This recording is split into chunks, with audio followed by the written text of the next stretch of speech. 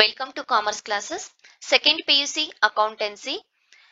ನಿಮಗೆ 2025-26 academic year ಏನಿದೆ, academic ಇಯರ್ಗೆ ಮಾಡೆಲ್ ಕ್ವಶನ್ ಪೇಪರ್ ಅನ್ನ ರಿಲೀಸ್ ಮಾಡಿದ್ದಾರೆ ಕರ್ನಾಟಕ ಬೋರ್ಡ್ ಇಂದ. ಈ ಬಾರಿನೂ ಕೂಡ ನಿಮ್ಗೆ 3 ಮಾಡೆಲ್ ಕ್ವಶನ್ ಪೇಪರ್ ರಿಲೀಸ್ ಆಗಿದೆ. ಇವತ್ತು ನಾವು ಮಾಡೆಲ್ ಕ್ವಶನ್ ಪೇಪರ್ 1 ಬಗ್ಗೆ ಡಿಸ್ಕಸ್ ಮಾಡ್ತಾ ಇದೀವಿ. ಕಳೆದ ಬಾರಿನೂ ಕೂಡ ನಿಮ್ಗೆ 3 ಮಾಡೆಲ್ ಕ್ವಶನ್ ಪೇಪರ್ ನೇ ರಿಲೀಸ್ ಮಾಡಿದ್ರು. ಸೊ ನಿಮ್ಗೆ ಎಕ್ಸಾಮ್ ಪಾಯಿಂಟ್ ಆಫ್ ವ್ಯೂ ಇಂದ ಯಾವ್ಯಾವ ಇದರಲ್ಲಿ ಒಂದು ಕ್ವಶನ್ಸ್ ಕೇಳಿದರೆ, ಥಿಯರಿ ಕ್ವಶನ್ಸ್ ಆಗಿರ್ಬೋದು, ಹಾಗೇನೆ ಪ್ರಾಕ್ಟಿಕಲ್ ಕ್ವಶನ್ಸ್, ಆ ಚಾಪ್ಟರ್ ಮೇಲೆ ನೀವು ಆ ಟಾಪಿಕ್ ಅಲ್ಲಿ ನೋಡ್ಕೊಳ್ಳೇಬೇಕಾಗುತ್ತೆ. Very important. ಇದರಲ್ಲಿ ನಿಮ್ಗೆ 3 ಅವರ್ಸ್ ಟೈಮ್ ಇರುತ್ತೆ. ಸೇಮ್ ಫಸ್ಟ್ ನಾವಿವತ್ತು 1 ಮಾರ್ಕ್ ಕ್ವಶನ್ಸ್ ಏನಿದೆ ಪ್ರತಿಯೊಂದನ್ನು ಕೂಡ ಆನ್ಸರ್ ನೋಡ್ತಾ ತಿಳ್ಕೊಳ್ಳೋಣ. ಹಾಗೆ 6 ಮಾರ್ಕ್ಸ್ 12 ಮಾರ್ಕ್ಸ್ ಕ್ವಶನ್ಸ್ ಏನೇನೆಲ್ಲ ಕೊಟ್ಟಿದ್ದಾರೆ, ಯಾವ ಚಾಪ್ಟರ್ ಮೇಲೆ ಯಾವ ರೀತಿ ಸ್ಟಡಿ ಮಾಡಬೇಕು ಅನ್ನೋದನ್ನ ನೋಡ್ತಾ ಹೋಗೋಣ. P and Q are partners sharing profit and loss in the ratio of 3:1. ಇಲ್ಲಿ P ಮತ್ತೆ Q ಓಲ್ಡ್ ಪಾರ್ಟ್ನರ್ಸ್ ಇದ್ದಾರೆ, ಓಲ್ಡ್ ರೇಷಿಯೋ ಕೊಟ್ಟಿದ್ದಾರೆ. R ಅನ್ನೋ ಹೊಸ ಪಾರ್ಟ್ನರ್ ನ ಅಡ್ಮಿಟ್ ಮಾಡ್ಕೊಳ್ತಾ ಇದ್ದಾರೆ. ಅವ್ರದ್ದು ಒಂದು ಹೊಸ ಪಾರ್ಟ್ನರ್ಗೆ ಎಷ್ಟು ಪ್ರಾಫಿಟ್ ಕೊಡ್ತೀವಿ ಅಂತ ಹೇಳಿದರೆ 1/5 ಕೊಡ್ತೀವಿ ಅಂತ ಹೇಳಿದ್ದಾರೆ. ಇದಿಷ್ಟು ಇನ್ಫಾರ್ಮೇಶನ್ ಯೂಸ್ ಮಾಡ್ಕೊಂಡು ನಾವು ಸ್ಯಾಕ್ರಿಫೈಸ್ ರೇಷಿಯೋನ ಕ್ಯಾಲ್ಕುಲೇಷನ್ ಮಾಡಬೇಕು P ಮತ್ತೆ Q ಗೆ. ಇಲ್ಲಿ 4 ಆಪ್ಷನ್ಸ್ ಕೊಟ್ಟಿದ್ದಾರೆ. ನಿಮ್ಗೆ ಇಲ್ಲಿ ಇದನ್ನ ಸ್ಯಾಕ್ರಿಫೈಸ್ ರೇಷಿಯೋ ಯಾವ ರೀತಿ ಕ್ಯಾಲ್ಕುಲೇಷನ್ ಮಾಡಬೇಕು ಅಂತ ಒಂದು ಇಂಟು ಕೊಡ್ತೀನಿ, ಆನ್ಸರ್ ಕೂಡ ಹೇಳ್ತೀನಿ ನಾನು. ಸ್ಯಾಕ್ರಿಫೈಸ್ ರೇಷಿಯೋ ಕ್ಯಾಲ್ಕುಲೇಷನ್ ಮಾಡೋದಕ್ಕೆ hold ratio minus new ratio, old ratio ಬೇಕು ಮತ್ತೆ ನ್ಯೂ ರೇಷಿಯೋನು ಬೇಕು. ನಮ್ಗೆ ಕ್ವಶನ್ ಅಲ್ಲಿ ಓಲ್ಡ್ ರೇಷಿಯೋ ಮಾತ್ರ ಕೊಟ್ಟಿದ್ದಾರೆ, 3:1 ಇದೆ, ನ್ಯೂ ರೇಷಿಯೋ ಕೊಟ್ಟಿಲ್ಲ. ಸೊ ಹಾಗಾಗಿ ನಾವು ಫಸ್ಟ್ NPSR ನ್ಯೂ ರೇಷಿಯೋನ ಕ್ಯಾಲ್ಕುಲೇಷನ್ ಮಾಡ್ಕೋಬೇಕಾಗತ್ತೆ.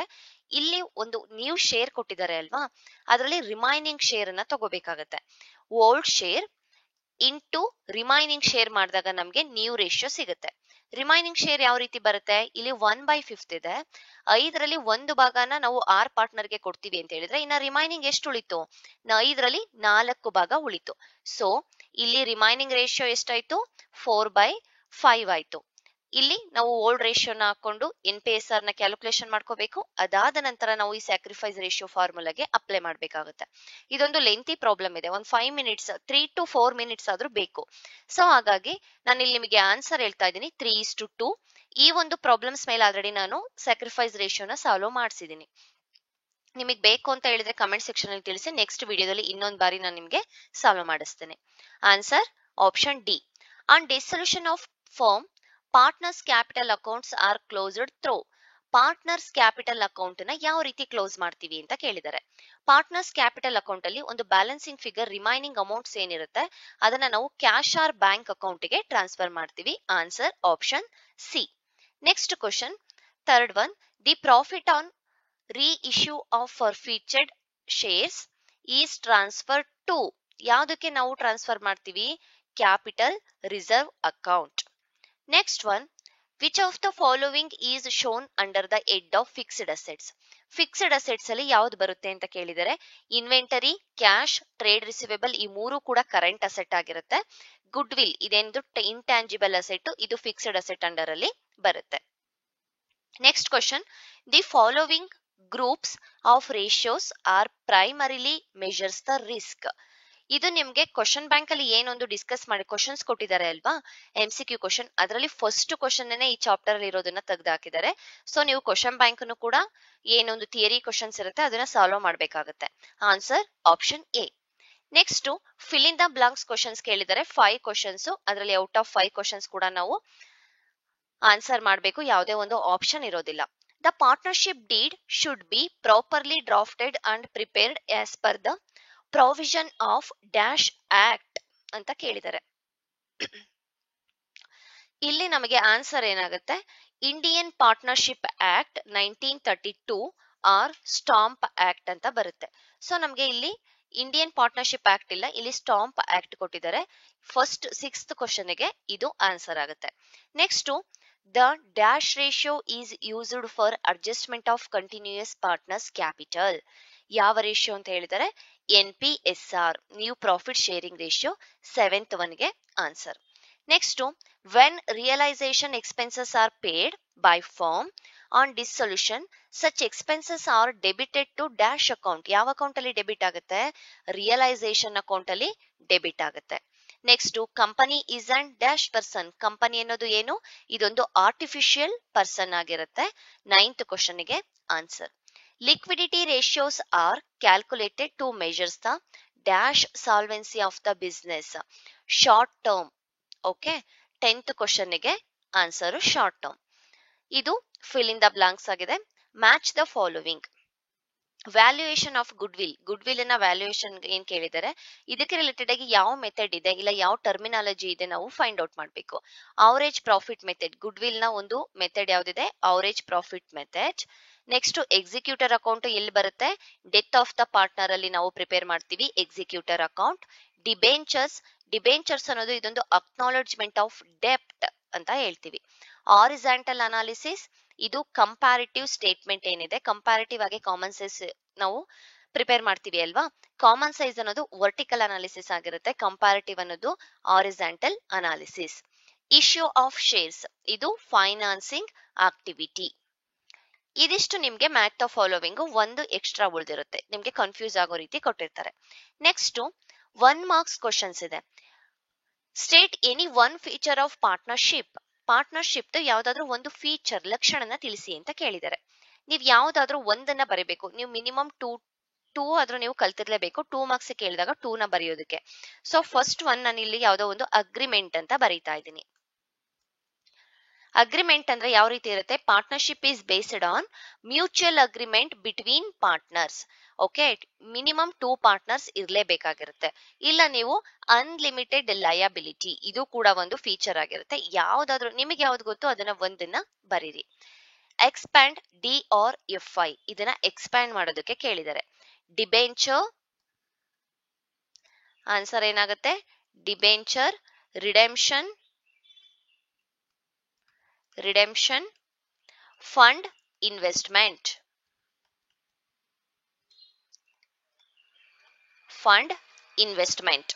Next give an example for non current asset.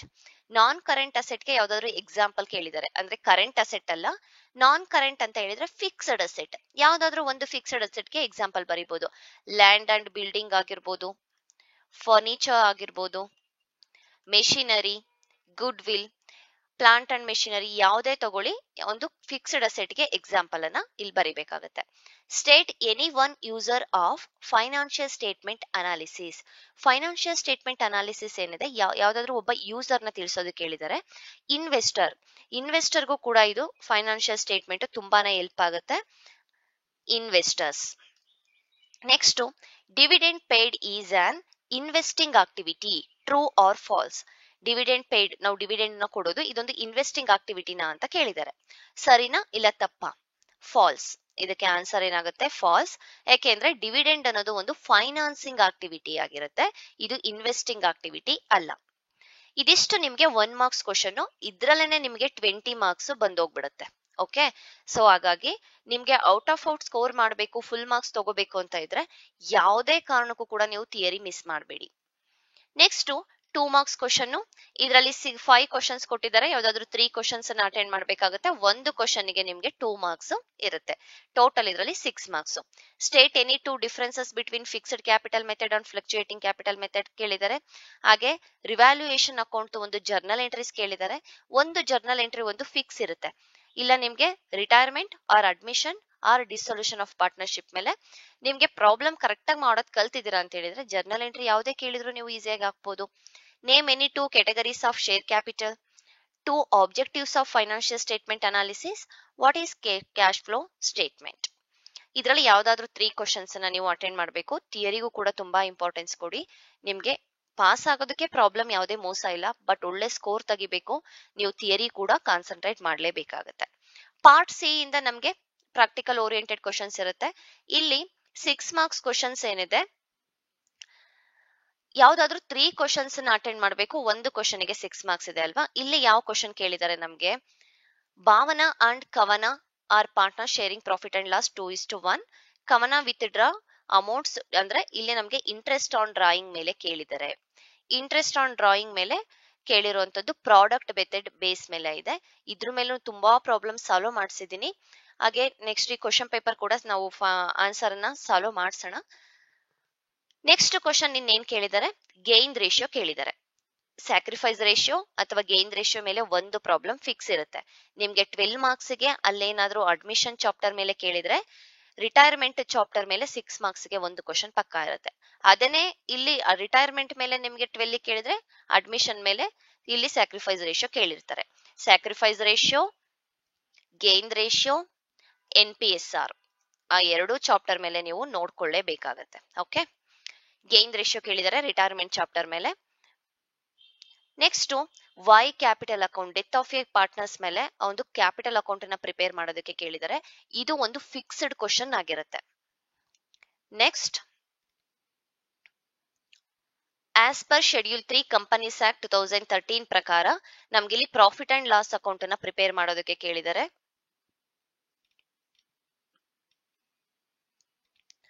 From the following information calculated cash flow from financing activity. Cash flow statement ಏನಿದೆ ಇದ್ರ ಮೇಲೆ ಒಂದು ಕ್ವಶನ್ ಇರುತ್ತೆ ನಮಗೆ ಫಿಕ್ಸ್. ಆದ್ರೆ ನಿಮ್ಗೆ ನಾನು ಹೇಳೋದು ಏನು ಅಂತ ಹೇಳಿದ್ರೆ ಅಡ್ಮಿಷನ್, ರಿಟೈರ್ಮೆಂಟ್ ಹಾಗೆ ಫಸ್ಟ್ ಚಾಪ್ಟರ್ ಬೇಸಿಕ್ ಕಾನ್ಸೆಪ್ಟ್ ಇದೆ ಅಲ್ವಾ, profit and loss appropriation account or interest on drawing, ಹಾಗೆ ಡೆತ್ ಆಫ್ ಎ ಪಾರ್ಟ್ನರ್, ಇದಿಷ್ಟರಲ್ಲೇನೆ ನೀವು ನೀಟಾಗಿ ಓಕೆ ಈ ಚಾಪ್ಟರ್ ಕೂಡ ಈಸಿ ಇರುತ್ತೆ ಕಂಪನೀಸ್ ಆಕ್ಟ್ 2013 ಪ್ರಕಾರ ಫೈನಾನ್ಸ್. ಓಕೆ, ಈ 5 ಚಾಪ್ಟರ್ ಅಲ್ಲಿ ನೀವು ನೋಡ್ಕೊಂಡ್ರೆ ಈಸಿಯಾಗಿ ನೀವು 6 ಮಾರ್ಕ್ಸ್ ಕ್ವಶನ್ ಯಾವ್ದಾದ್ರು 3 ಕ್ವಶನ್ ಆರಾಮಾಗಿ ಅಟೆಂಡ್ ಮಾಡಬಹುದು. ಓಕೆ, ನೆಕ್ಸ್ಟ್ 12 ಮಾರ್ಕ್ಸ್ಗೆ ಇಲ್ಲಿ ನಮ್ಗೆ ಏನ್ ಕೇಳಿದರೆ ಗಿರೀಶ್ ಅಂಡ್ ಯೋಗೀಶ್ ಯಾವ್ದ್ರ ಮೇಲೆ ಕೇಳಿದರೆ ಹೊಸ ಪಾರ್ಟ್ನರ್ ನ ಅಡ್ಮಿಟ್ ಮಾಡ್ಕೊಳ್ಳೋದು, ಅಡ್ಮಿಷನ್ ಚಾಪ್ಟರ್ ಮೇಲೆ ಕೇಳಿರುವಂತದ್ದು ಈಸಿಯಾಗೇ ಇದೆ. ಯಾವುದೇ ಒಂದು ಕ್ಯಾಪಿಟಲ್ ಅಡ್ಜಸ್ಟ್ಮೆಂಟ್ ಇಲ್ಲ, ಸಿಂಪಲ್ ಪ್ರಾಬ್ಲಮ್ ಅನ್ನ ಕೇಳಿದ್ದಾರೆ. ಆಸ್ ಪರ್ AS 26 ಪ್ರಕಾರ ನಾವು ಗುಡ್ ವಿಲ್ ಅನ್ನ ತೋರಿಸಬೇಕು. ಗುಡ್ ವಿಲ್ ನ ಇಲ್ಲಿ ವಿತ್ಡ್ರಾ ಮಾಡೋದು ಕೂಡ ಇದೆ. Revaluation account, partners capital account and balance sheet ಅನ್ನ ಪ್ರಿಪೇರ್ ಮಾಡಬೇಕು. ಈಸಿಯಾಗಿ ನಾವು ಇದರಲ್ಲಿ 12 ಮಾರ್ಕ್ಸ್ ಅನ್ನ ತಗೋಬಹುದು. ಸೊ ಪ್ರಾಬ್ಲಮ್ಸ್ ಅನ್ನ ಕ್ವಶನ್ ಬ್ಯಾಂಕ್ ಅಲ್ಲಿರೋ ಪ್ರಾಬ್ಲಮ್ಸ್ ನ ಸಾಲ್ವ್ ಮಾಡಿ, ಹಾಗೆ 3 ಮಾಡೆಲ್ ಕ್ವಶನ್ ಪೇಪರ್ ಅಲ್ಲಿರೋ ಪ್ರಾಬ್ಲಮ್ಸ್ ಕೂಡ ಸಾಲ್ವ್ ಮಾಡಬೇಕಾಗುತ್ತೆ. Next Shankar and Sadananda realisation account, partners capital account and bank account, dissolution of partnership firm ಮೇಲೆ ಕೇಳಿರುವಂತದ್ದು. ಇಶ್ಯೂ ಆಫ್ ಶೇರ್ಸ್ ಮೇಲೆ ಒಂದು 12 ಮಾರ್ಕ್ಸ್ ಕ್ವಶನ್ಸ್ ಇದೆ. ಹಾಗೆ ಡಿಬೆಂಚರ್ಸ್ ಮೇಲೂ ಕೂಡ ಒಂದು ಜರ್ನಲ್ ಎಂಟ್ರೀಸ್ ಪ್ರಾಬ್ಲಮ್ ಕೊಟ್ಟಿದ್ದಾರೆ. ಕಂಪ್ಯಾರಿಟಿವ್ ಬ್ಯಾಲೆನ್ಸ್ ಶೀಟ್ ಕೊಟ್ಟಿದ್ದಾರೆ. ಸೊ ನಿಮ್ಗೆ ಈಸಿ ಇರುತ್ತೆ, ಕಂಪ್ಯಾರಿಟಿವ್ ಆಗ್ಲಿ ಕಾಮನ್ ಸೈಜ್ ಆಗ್ಲಿ ಎರಡೂ ಕೂಡ ಈಸಿ ಇರುತ್ತೆ. ನಾನು ಬೇಕಂದ್ರೆ ಇನ್ನೊಂದ್ಸಲ ಸಾಲ್ವ್ ಮಾಡಿಸ್ತೀನಿ. ಹಾಗೆ ರೇಷಿಯೋಸ್ ಮೇಲೆ ಕೂಡ ಒಂದು ಪ್ರಾಬ್ಲಮ್ ಇದೆ. ಇದಿಷ್ಟು ನಿಮ್ಗೆ ಅಕೌಂಟೆನ್ಸಿ ಮಾಡಲ್ ಕ್ವಶನ್ ಪೇಪರ್ 1 ಇರುವಂತದ್ದು. 12 ಮಾರ್ಕ್ಸ್ಗೆ ನಮ್ಗೆ ಇಲ್ಲಿ admission or retirement, dissolution of partnership firm, issue of shares, issue of debentures, ಹಾಗೇನೆ comparative or common size financial statement, ಹಾಗೆ ರೇಷಿಯೋಸ್. ನಿಮ್ಗೆ ಇದರಲ್ಲಿ ಇದು ಹಾಗೆ ಶೇರ್ಸ್ ಕೂಡ ನಿಮ್ಗೆ ಈಸಿ ಇರುತ್ತೆ.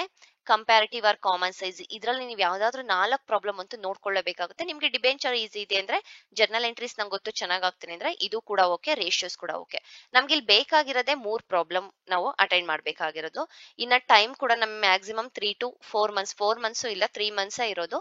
ಹಾಗಾಗಿ ನೀವು ಚಾಯ್ಸ್ ಮಾಡ್ಕೊಂಡು ಪರ್ಟಿಕ್ಯುಲರ್ ಆಗಿ ನಾನು ಕಂಪ್ಲೀಟ್ ಆಗಿ ಓದ್ತೀನಿ ಅನ್ನೋದಾದ್ರೆ ಒಂದು ಎಕ್ಸ್ಟ್ರಾ ಇಟ್ಕೊಂಡು 4 ಚಾಪ್ಟರ್ಸ್ ಅಂತೂ ಓದ್ಲೇಬೇಕು ಈ 3 ಕ್ವಶನ್ಸ್ ನ ಅಟೆಂಡ್ ಮಾಡೋದಕ್ಕೆ.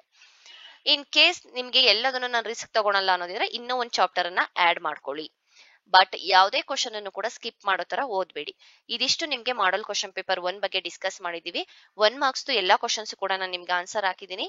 ಇನ್ನ 6 ಮಾರ್ಕ್ಸ್ 12 ಮಾರ್ಕ್ಸ್ ನಾವು ಸಾಲ್ವ್ ಮಾಡ್ಸೋಣ ನೆಕ್ಸ್ಟ್ ವಿಡಿಯೋದಲ್ಲಿ. ಇದ್ರ PDF ಏನಿದೆ ನಿಮ್ಗೆ ಈ ಕ್ವಶನ್ ಪೇಪರ್ PDF ಅನ್ನ ನಾನು ನಿಮ್ಗೆ ಟೆಲಿಗ್ರಾಮ್ ಚಾನಲ್ ಅಲ್ಲಿ ಹಾಕಿರ್ತೀನಿ. ಅದರ ಲಿಂಕ್ ಅನ್ನ ನಾನು ನಿಮ್ಗೆ ಡಿಸ್ಕ್ರಿಪ್ಷನ್ ಅಥವಾ ಕಮೆಂಟ್ ಸೆಕ್ಷನ್ ಅಲ್ಲಿ ಕೊಟ್ಟಿರ್ತೀನಿ. ಅದರಲ್ಲಿ ಈ ಆನ್ಸರ್ ಮಾರ್ಕ್ ಮಾಡಿರೋ ಆನ್ಸರ್ ಎಲ್ಲ ಇರೋದಿಲ್ಲ. ಸೊ ನೀವು ವಿಡಿಯೋ ನೋಡ್ಕೊಂಡು ಅದಕ್ಕೆ ಆನ್ಸರ್ ಅನ್ನ ಮಾರ್ಕ್ ಮಾಡ್ಕೋಬೇಕಾಗುತ್ತೆ. Thank you.